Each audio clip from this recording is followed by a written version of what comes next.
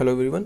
तो जैसे कि एक बच्चे ने क्वेश्चन भेजा था ग्रुप में, तो उसका सोल्यूशन कोशिश करता हूँ देने की। सबसे पहले देखो, आपको इन क्वेश्चंस में क्या करना होता है, इंस्ट्रक्शंस पढ़नी होती हैं यार, क्योंकि हर बार इंस्ट्रक्शन चेंज होती रहती है और बैंकिंग में सबसे इंपॉर्टेंट इंस्ट्रक्शन ही होती है। ठीक है, इस क्वेश्चन की इंस्ट्रक्शन आप पढ़ लेना, मैं आपको सीधा बता देता हूँ। 4 वर्ड्स यूँ हैं, A B C and D, और इसको शफल करके लिखना है, और इसका शफल का जो सीक्वेंस है वो दिया हुआ है यहाँ पे। ठीक है, और सीक्वेंस शफल करने के बाद भी आपको क्या करना है कि एक्सपेरिमेंटल वर्ड को रिप्लेस करना है किसके साथ, रिसर्च के साथ। सपोज करो एक्सपेरिमेंटल वर्ड जो है 3rd पोजीशन पे आता है, तो उसको रिप्लेस करके आपको क्या लिखना पड़ेगा, रिसर्च लिखना पड़ेगा। ठीक है, तो ये थोड़ा सा डिफ़िकल्टी लेवल बढ़ा देता है, लेकिन अगर आप तरीके से करोगे, ठीक है, तो बहुत इजी है, कुछ भी नहीं है।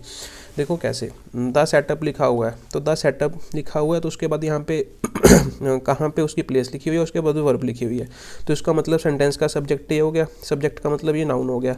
नाउन के लिए हमें यहाँ पे क्या लिखना पड़ेगा, एडजेक्टिव। ठीक है, तो हमें यहाँ पे एडजेक्टिव लिखना पड़ेगा, इतनी बात हमें समझ आ रही है, क्लियर। तो इसका मतलब यहाँ पे एक्सपेरिमेंटल एक एडजेक्टिव होता है, तो इसका मतलब ए ऑप्शन, ए भी सही हो सकता है। तो ये यहाँ पे जो एक्सपेरिमेंटल लिखा हुआ सही, तो आपका सीक्वेंस जो है ए से भी स्टार्ट हो सकता है, तो इसका मतलब ए वाले सेंटेंसेस जो हैं वो सही हो सकते हैं। तो हम उसको एक बार के लिए टिक कर लेते हैं, तो मतलब ए और ई पॉसिबिलिटी है। अब मैं उसको रिप्लेस करके देखता हूँ एग्जामिन के साथ।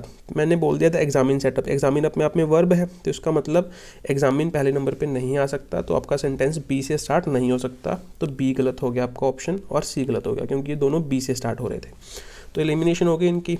अब मैं देखता हूँ कि बम्बार्डिंग आ सकता है, हाँ, द बम्बार्डिंग सेटअप ये भी हो सकता है, क्योंकि बम्बार्डिंग पार्टिसिपल का काम करेगा, एडजेक्टिव बन जाएगा, तो ये भी हो सकता है। मतलब ये वाला ऑप्शन पॉसिबिलिटी है, इट्स अ चांस। ठीक है, तो आपके पास ये चांस बनता है। डी वाला तो कोई ऑप्शन है भी नहीं, चेक भी कर सकते हो, द डिकम्पोज सेटअप बन नहीं सकता, क्योंकि वर्ब है, यहाँ पे हमें एडजेक्टिव चाहिए था। तो ये बात हमें समझ आ गई। अब मैं सी वाले को उठा लेता हूँ। सी वाले को मतलब क्या है, मैंने यहाँ पे स्टार्टिंग में लिख लिया द बम्बार्डिंग सेटअप। ठीक है, तो हमने ये लिख लिया, चलो ठीक है, मान लेते हैं द बम्बार्डिंग सेटअप एट अक्टोमी इन्वॉल्व्स व्हाट, इन्वॉल्व्स के बाद उसने क्या लिख दिया, डी। डी का मतलब डिकम्पोज यहाँ पे लिखना पड़ेगा। अब देखो यहाँ पे ध्यान से देखना, इन्वॉल्व व्हाट, डिकम्पोज, हमें पता है कि यार इन्वॉल्व्स के बाद उसका एक ऑब्जेक्ट लिखना पड़ेगा। अब ऑब्जेक्ट डिकम्पोज तो अपने आप में एक वर्ब है, ठीक है, ऑब्जेक्ट तो नाउन बनेगा यहाँ पे, तो इसका मतलब यहाँ पे ऑप्शन नहीं आ सकता, तो ये सी ऑप्शन गलत हो गया। अब या तो ए होगा या फिर ई होगा, कोई भी उठा लो, मैं ई उठा लेता हूँ। ई में पहले में एक्सपेरिमेंटल बिल्कुल सही लिखा हुआ है, तो हम वैसे ही मान लेते हैं। द एक्सपेरिमेंटल सेटअप एट अक्टोमी इन्वॉल्व्स व्हाट, उसका सी मतलब जो बम्बार्डिंग है यहाँ पे आ जाएगा।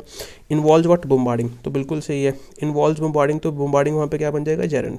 ठीक है, bombarding what a target with protons.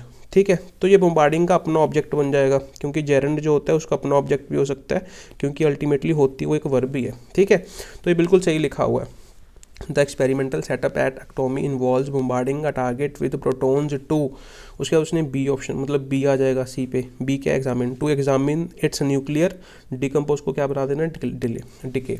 तो इस तरीके से यहाँ पे ये ऑप्शन हमें पता चल गया सही है। द एक्सपेरिमेंटल सेटअप एट अक्टोमी involves bombarding a target with protons to examine its nuclear decay. ठीक है, तो इस तरीके से आपको ये सेंटेंसेस जो है वो सॉल्व करने हैं।